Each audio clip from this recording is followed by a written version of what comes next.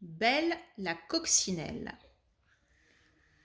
Il était une fois dans un merveilleux jardin une petite coccinelle qui s'appelait Belle parce qu'elle était belle comme une fleur et plus sage qu'une image.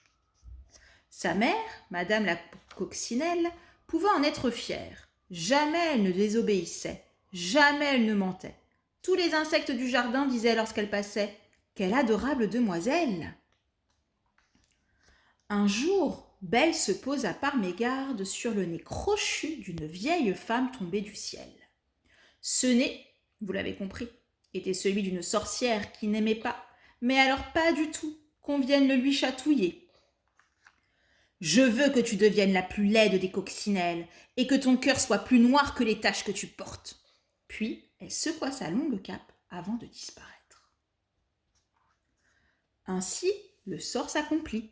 Belle devint vraiment très vilaine. Son petit nez poussa de façon disgracieuse et ses cheveux étaient si raides qu'aucun peigne ne pouvait les coiffer.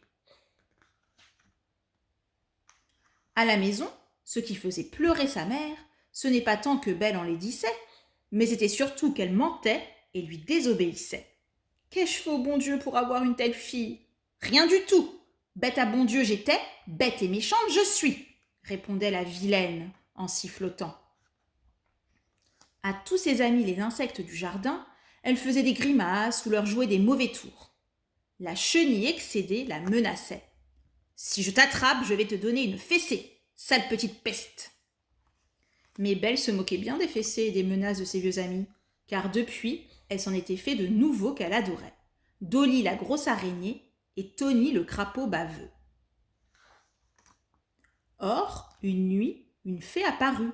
Elle portait une robe brodée d'étoiles qui scintillait à chacun de ses pas.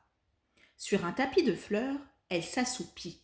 « Regardez, une fée, volons-lui sa baguette magique » dit Tony. « Oh oui, volons-lui » reprit Dolly. Aussitôt dit, aussitôt fait. Mais dès qu'ils eurent touché la baguette, Tony se transforma en carotte et Dolly en lapin qui aimait les carottes. Quant à notre coccinelle, la fée lui réserva un autre sort. En un clin d'œil, elle retrouva la beauté et la gentillesse que la sorcière lui avait enlevées. « Maman, maman !» s'exclama Belle, « je suis redevenue comme avant !» Ma douce petite fille, pleurait de joie sa mère. Ainsi, à partir de ce jour, tous vécurent en paix dans ce merveilleux jardin. Et si une coccinelle se pose sur votre main, surtout ne la chassez pas, faites plutôt un vœu, je suis sûre qu'il se réalisera.